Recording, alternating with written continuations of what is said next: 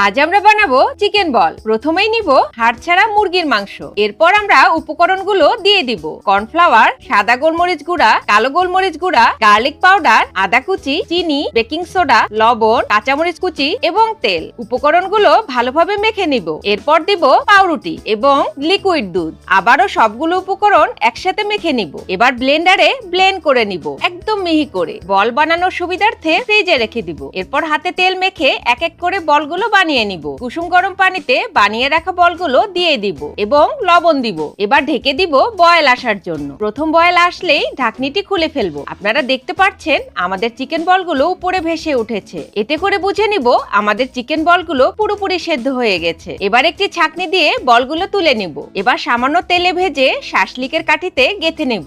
পুরো ভিডিওটি দেখতে এখনই চলে আসুন আমাদের recipe channel life on a প্লেটে।